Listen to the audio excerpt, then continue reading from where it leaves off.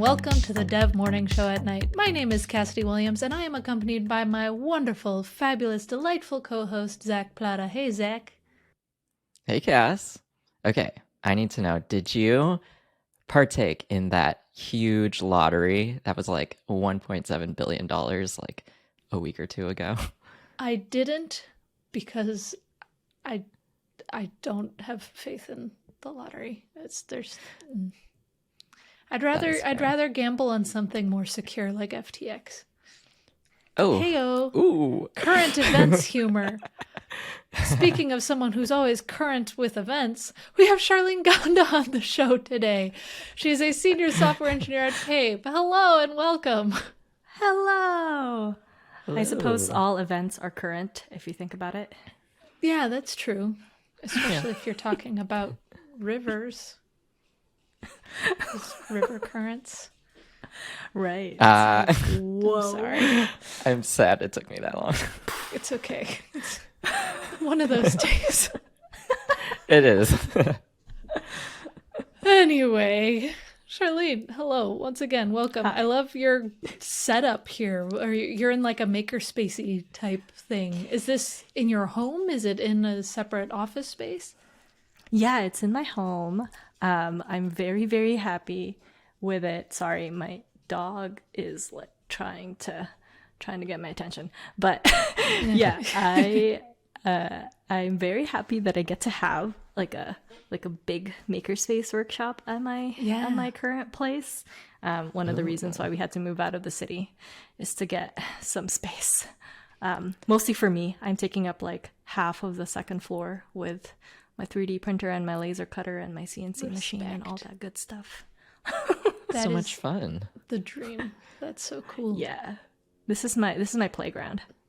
Yeah. Well, that being said, what are you working on right now? That is a great question. I actually don't have a current project right now. I just finished a small one that was like a little glowy friendship bracelet. I posted about it on Twitter. Oh. And I just came back from this event called Hackaday SuperCon. Whoa, and what a name. yeah. It's a big, well, I guess it's like a medium-sized conference about like less than 500 people. And it was a gathering of people who like to play around with hardware, hack hardware. That's so cool. But like not in like a scary way, like in a fun way. Glowy, servo-y, robot-y way. It's very fun. Nice. Glowy, servo-y, robot-y way is the best way to describe that kind of thing. I like to think of those as like hacking things together rather than like hacking into the mainframe or something. Yeah. There's something very like satisfying about physically sort of like putting things together, and then at the end of it you're like, that's the thing that I thought about and now it's physically in my hand. It's pretty cool. Yeah, that is so awesome. Do you get to do that often with your day job? Is this something that you're hoping to do full time someday, or is it just kind of a hobby that you went all in on? Yeah, I think it's definitely just like a very intense hobby. I don't know that I would want to do all of the productionization required for a hardware engineer. Do you know what I mean? Kind of like I feel like if you are not a full-time software engineer, you think that it's all the fun, sort of like all the new stuff or like all of the cool algorithmic stuff, but really it's just about getting your tests to pass and your builds to build and like not breaking anything. That's true. The productionizing thing is very real. I attempted it once where I ran a Kickstarter, and of course it was bad timing because it was January 2020, right before the pandemic. But just all of the things went so bad, and it was a good lesson in what it means to make a physical good a reality for more than just you. Yeah. It was a cool project, though. What was it? What project was it? If you don't mind me asking. Of course. It was, so I play the board game Go, you know, where it's like the grid and the black and white pieces. I made travel kits for that. And so I was going to laser cut all of it. I had like friends with laser cutters to help me make all the pieces, because for all the orders, it was going to be over 20,000 pieces had to be cut. And it was a whole ordeal to like, even the drawstring bags, I like hand stamped all of them and everything. It was very fun in theory. But after making like 10, I was like, what have I done to myself? And so, once again, it's very cool to make something physical, like you say, but actually productionizing is a whole other animal. Kind of like with software, yeah. Seriously, yeah. I mean, I feel like I actually have a lot of friends who kind of do their own hardware businesses. They like sell soldering kits, or they sell like one of them started selling sort of yarn tools, like tools for knitters, which is apparently a whole subculture. Yeah, I was going to say, is there anything besides the needles? Yeah, I think there's like, I think it's like people who like to make their own skeins of yarn, like the actual yarn. I don't know. Yeah, so you dye them yourself or like whatever. Yeah, it's kind of a whole subculture that I was not aware of, but it was really interesting to like know that that was a thing. But yeah, it like that's kind of how she started, and then it turned into more of like a soldering kit sort of glowy business. But yeah, she actually just did a talk on Hackaday about how everything, like you basically have to expect that everything will go wrong in a hardware business. So like anytime somebody like asks me like, oh, are you gonna like, do you have an Etsy? Do you sell that thing that you just made? I'm like, nope. Absolutely not. I made it once. I don't know if I want to make it again. But it was cool when you made it once. It's very true. Yeah. Well, speaking of making cool things and productionizing, it is time to throw it to Launch Darkly, our favorite sponsors, to talk about how you can think things into production. The Dev Morning Show at Night is a sponsored podcast. I mean, someone has to pay the bills around here. We're sponsored by Launch Darkly, and Launch Darkly is the first scalable feature management platform. That means dev teams can innovate and get better software to customers faster. How? By gradually releasing new software features and shipping code whenever they want, fast-tracking their journeys to the cloud, and building stronger relationships with business teams. Thanks for the money, Launch Darkly. Wow, what an ad. So anyway, Charlyn, besides all of the cool stuff that you do outside of work, what does your day-to-day look like? Yeah. So I am a software engineer at Pave. We build compensation benchmarking software and other HR tools as well. And my day-to-day is happily mostly coding, which is kind of where I like to exist. For at least at this stage in my career. I am sort of tech leading this project that we're working on, but so there's some sort of like meetings that I have to do, or like some sort of like alignment driving. But now that we're in the middle of the project, I get to just focus on code, which is fun, especially because now I have like another engineer on my team. When I was the only engineer on this team, it was kind of hard because like there was like H1 planning and sprint planning and backlog grooming and all of the things that make a team function. Things. Yeah. Like it's very important, but also I end up sort of not feeling like I had finished anything really. I mean, I obviously did, but like, yeah. I feel not like a thing you can just like check, I finished this ticket. It's like a continual work thing. Yeah.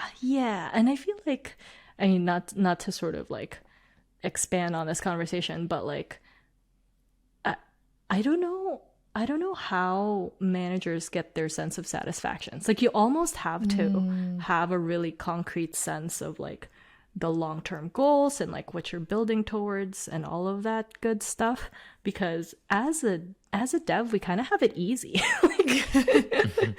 Like everything is laid out for you, and like all you have to do is like crunch on the ticket, and then I mean the ticket itself could be really hard, but after you're done it's like a huge feeling of satisfaction, right? Right. Yeah. It's kind of like, oh, this is about to be a nerdy metaphor, but it's kind of like the comparison of like discrete math versus continuous math, where instead of it being like a 1, a 0, like check this is done, check this is true, it's more like continual improvement over time. Yeah. And yeah, it's a very different kind of, like you said, satisfaction. You have to be like, today was better than yesterday. This week we got some things done, and that is as good as it can be. Yeah. Exactly. Yeah. I feel like maybe that's like the next level of sort of I don't know, like next level of satisfaction in your job. Like you kind of have to graduate from being discrete to like sort of thinking of it in a more continuous arc, because then maybe that makes you more future right, goal oriented, future oriented. Exactly. But yeah, I feel like there's like a special kind of satisfaction for just being able to get stuff done very concretely. I also think that that's why engineers have a inflated sense of how much of the problems of the world they can solve, is because mostly people have figured out all of the most important problems before it gets to their plate, and they're like, oh, I've solved all of the problems that's been thrown at me. Surely I can solve world hunger as well, you know? That's honestly a great way of thinking about it. I never considered it from that perspective before, but yeah, you're kind of just like, these are the tasks laid out for you, do them, and you're like, aha, now I could build Dropbox in a weekend. And that's not how any of this works. Yeah, right. Mm-hmm. You find out the hard way. Well, in your day-to-day, what kind of tools are you using, coding or non-coding wise? Yeah.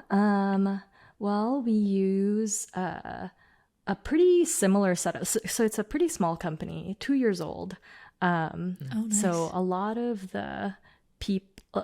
people kind of like end up using the same thing. So people use VS Code. Back end and front end are TypeScript. Back end and front end. Whoa. Yeah. So we're running on React on the front end, and then Node Express obviously on the back end. And then we have GitHub, we have Circle CI, we have all of the other stuff. Like we use Recoil for state management. Interesting. And we use Sugar to keep everyone happy. When you say Sugar, is that a tool or a candy that you get to eat? Because that keeps me happy, but I have a feeling it's different. Whoa. It probably, if we Google like Sugar app, like what's gonna appear? Yeah. Honestly, it could be a wide spectrum of things that show up.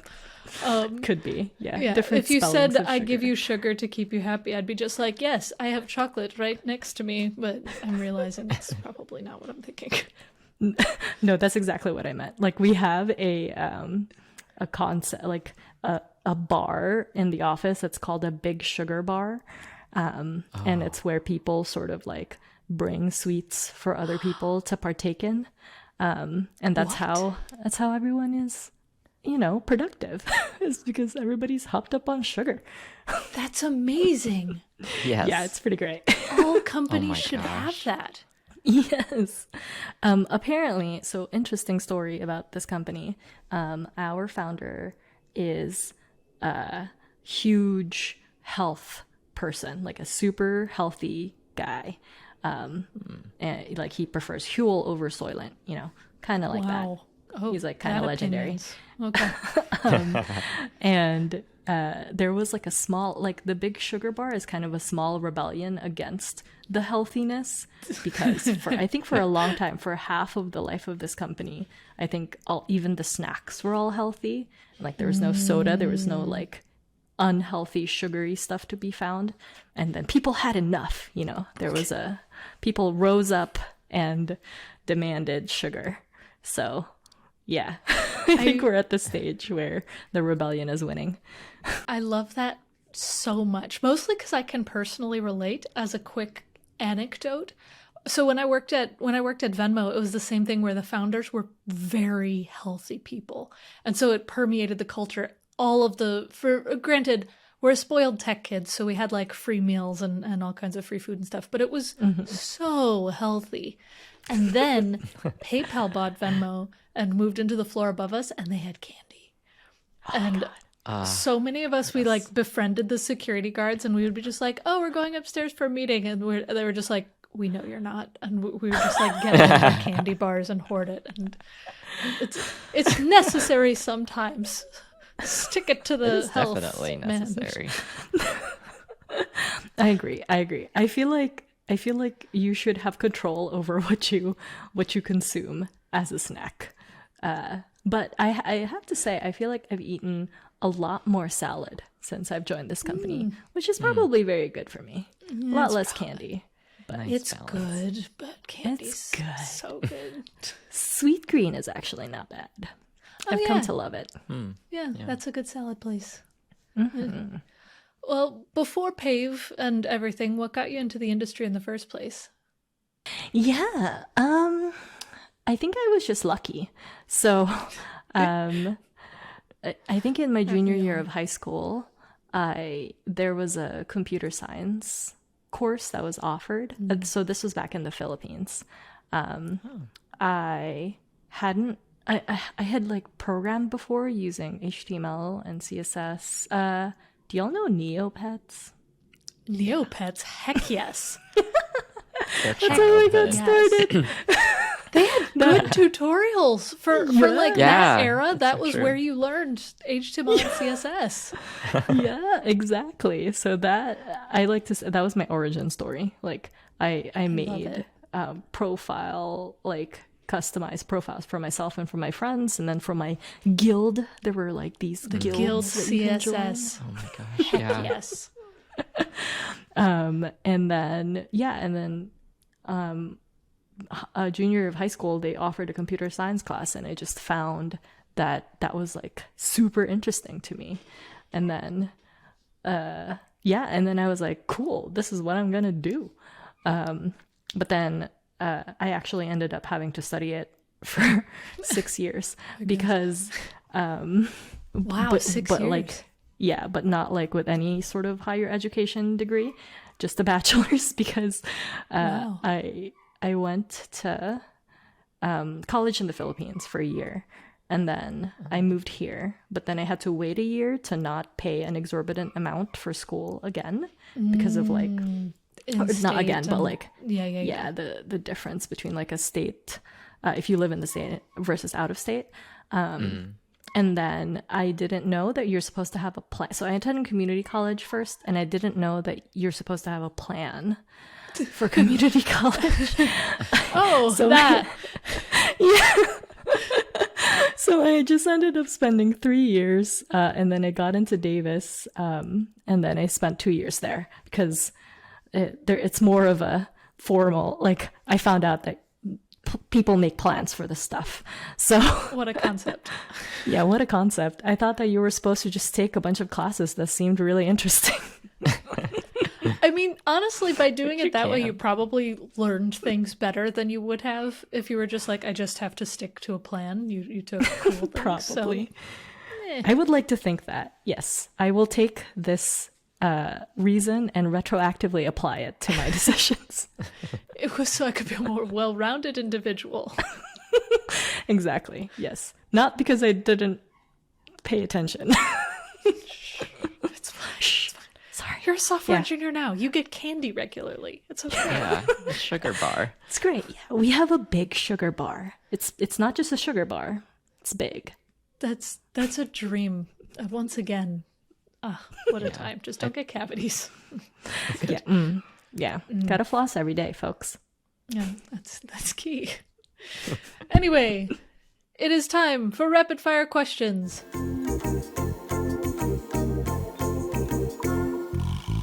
we are going to ask you questions rapidly. So first of all, we all have domain names or project ideas that we're squatting on. What are some of yours? So I don't have anything super interesting. I'm pretty sure I still have the URL for this website called Decoder Nightmaker, and it was going to be this like community of software engineers that also liked to make things. And it's really hard to make a community from scratch. Yes. So it's a shelf. It's on the shelf. It's there if I need it. But That's a great join domain for that. Just start it and we'll go from there. But then it's like, what do you? Yeah, like the mechanics of it kind of eluded me. I was like, okay, well maybe I'll just keep making things and then see if I just meet some people that way. Yeah, like if you build it, they will come. Maybe. Yeah. Yeah. Or I will get invited to them to see them. I don't know. Yeah, that's how Maybe. adults make friends. Yeah. What is your golden rule for coding and working in general? Be kind, I guess. I feel like there's a lot of like problems that you can solve by just sort of coming from a place of kindness. And so like I think that's like maybe I don't know if it's just like how I'm conditioned or whatever, but I always try to be really like err on the side of nicest, even if somebody is doing something that like I'm not like understanding what the motivations are. I feel like it definitely just helps like not just like smooth over like working relationships, but then also it just makes me feel better, right? Like because then I'm not stressing myself out, or like I'm not sort of giving too many spoons, you know, like if I like stay from a place of kindness, then it's like kinder to myself, but then kinder to other people as well. Yeah, I feel like that's a good rule in general for everything, honestly. What is your favorite "it depends" question? What is my favorite "it depends" question? Well, it depends. Hey. Maybe an interesting one is, what's the best way to like get started on like all of the electronics hacking projects? So like I feel like I get this question of like, you know, oh, I want to make things, but I don't know how to start, right? And like, what do you pick up first? And like, should I buy a 3D printer? So it really depends. And my answer is always, it depends on what you want to make. Because if you start from the tool, like usually that's fun for the first, like while the novelty effect is active, you're going to have so much fun with the new tool. But then if you didn't have a thing that you wanted to build with it, then it's like, it's probably like the novelty effect will wear off, and then you're left with this fancy tool that you don't know what to do with. And yeah, I've definitely, I mean, I have a workshop filled with things that I've bought because I'm like, ooh, I'm gonna make something with that. That is that I'm gonna make something really cool with it. But I didn't have a plan, so it's still sitting there. That's too relatable. Yeah. I understand. Yeah, I mean, I think it's fine to get into that state because honestly, like I think of the things around me as sort of like my paint palette, you know. Then I can like readily grab it when it's available, and then like because my iteration process is usually very fast, so like I like to like see something physically, be able to change it, and then like see it again. I think it's important for my process to be able to sort of like very quickly iterate. And if I don't have the thing in front of me, then it's like that could put the entire project in a standstill, right? So anyway, sometimes it's okay, but maybe don't start there. But it depends. There's a fine line between a maker and somebody who collects maker things. Once again, please stop calling me out. I'm begging you. My bad. I'm calling myself out. Oh no. Yeah. Gosh. Really, makers are just really skilled hoarders. I mean, honestly, if it's giving you joy to just even have the things, right? Isn't that worth it? That's I think it's worth it. That's what I keep saying. That's what I keep saying. I definitely have a CNC machine that I have not done. Like, I've done the starter project for it, but then I got scared of it because of how powerful it is. Speaking of devices, though, what is the oldest piece of tech that you still own? I was reflecting on this question, and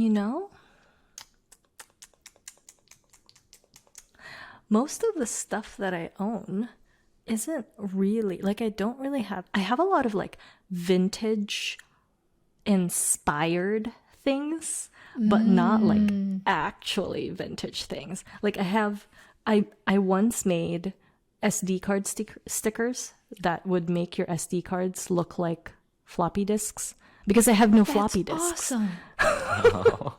Like, we can count that. That's awesome. Yeah. I guess so. Yeah, we can count it. Yeah, homage to the old tech. What is the last piece of cringy code you remember writing? Oh my god. I actually just wrote one yesterday, but Good. it was I immediately messaged my coworker and I was like, "Have you ever written code that causes you physical pain?"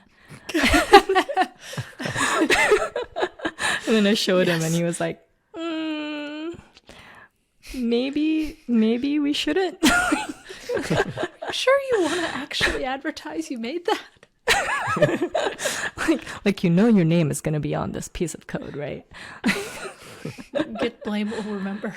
Yeah. No, so I did it in a way where I didn't have to like cause myself physical pain for the rest of time. If I had merged that code, I probably would have. It was like, and it wasn't even like super egregious in terms of its implementation. It's just I made a lot of assumptions about, I had to sort of make a lot of assumptions about like what when you have like a bigger system. Yeah. It's like what a set of like strings would end up being in the future or whatever. And then I'm like, yeah, like this is how this current set of data looks like today. So it'll work as long as nobody like, and there's nothing Don't that is yeah. There's like nothing validating the form of the data, but I'm gonna depend on the form of this data. Yeah. Yeah, that's nerve-wracking. Yeah. I was like, somebody's gonna break it immediately. I don't know. Maybe not immediately, but like it's gonna cause soon me enough. Soon enough, yeah. What's your favorite programming pun? What's my favorite programming pun? Yeah. Oh my god. There's so many options. I don't know the last time that I've thought about a programming pun. They kind of come up where, like, if you were to ask me my favorite programming pun, I'd be like, I don't know, but if you talk about code things, I'm sure I could come up with one soon. You know, like, oh gosh, I can't now. Zach, say something technical. Yes. What? Say a technical sentence, and Charlene and I will come up with puns about it. Okay. Today I had to write a for loop. For who? Dang it, I was going to say for whom. You know what? Moving on. That was good enough. You were both on the same mindset though. That was pretty good. Yeah. You could really go deep and be like, you live in Chicago, so it was in the Chicago loop or something. Ooh. Oh, that was good. That hit home. I do really like my favorite like coding related street is One Infinite Loop. You know, like Apple's. Is it Apple's address? I think that's Apple's address. Yeah, that's yeah. I think whoever came up with that is genius and should have been memorialized in the Hall of Fame in their spaceship campus. Yeah, no, that was a really cool street. Yeah. Okay, that could be. I feel like that could be considered like a pun. That's kind of a pun. Yeah. Kind of. Yeah. Yeah. What is your most used emoji? The sparkle emoji. It's Sparkle's so good. sparkly. It's so sparkly. Also, I try to stop using the crying, laughing face emoji. Because apparently that also dates me. The youths say that's cringe now. So wait, really? I know. Yeah, it's a thing. We have to eat gosh. it because it's not chuggy. Okay, Oh no. I'm too old to use Chugi. I guarantee someone just signed off from watching this. They're like, absolutely not. Okay, it is time for the random segment generator.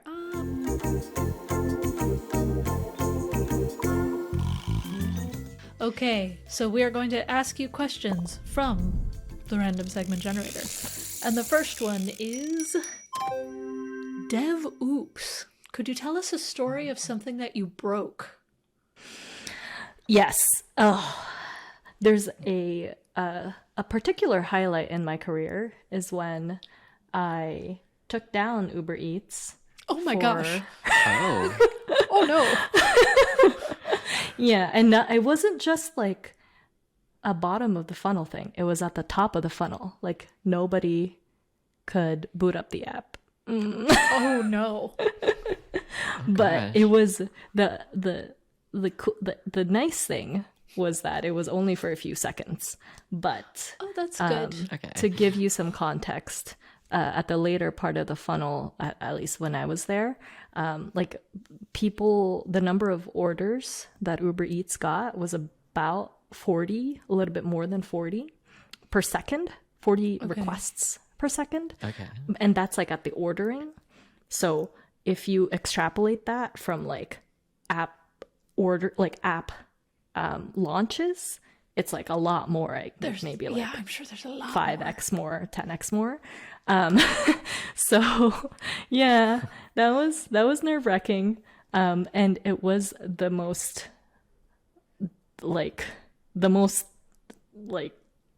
cringe thing. It was definitely a Boolean logic error. Like, Oh no. It's even worse. Or we like an had off by some- one error or something where it's just like a small thing.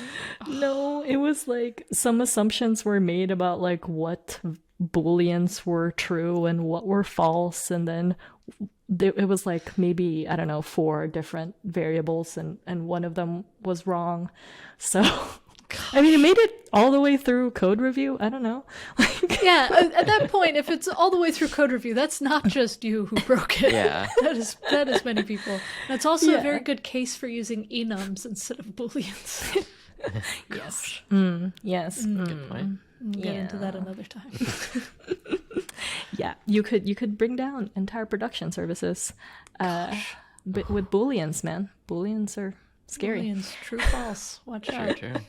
All right, moving on to the next random segment. It's Talkin' Ship. So, what is something that is underrated or overrated in the dev community? I think Ruby is an sometimes underrated, sometimes overrated thing, but definitely feel like underrated most of the time because especially Ruby on Rails, like I think people like to sort of say like, oh, like that's cool for your starter project or whatever. Yeah.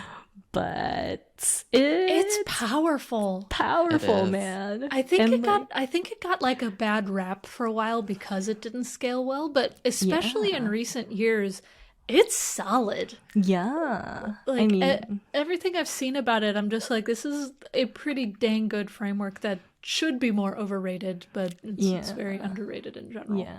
And I think it's because a lot of people, like, it was so easy to start that either a lot of devs started projects with it and then kind of like just left it, or like a lot of devs use it for personal projects, or like a lot of like people who just started to learn how to code like started with it, right? So I think there's a lot of like this sort of impression that only people who are like doing small things or just getting started are using it.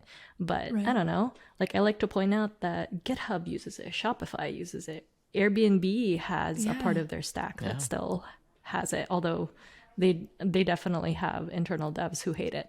But There's always a sector of devs who hate something that they use regularly. Yeah. That's just what it oh, is. absolutely. It is now time for the Mild Panic Trivia Fun Game. Ooh. Panic.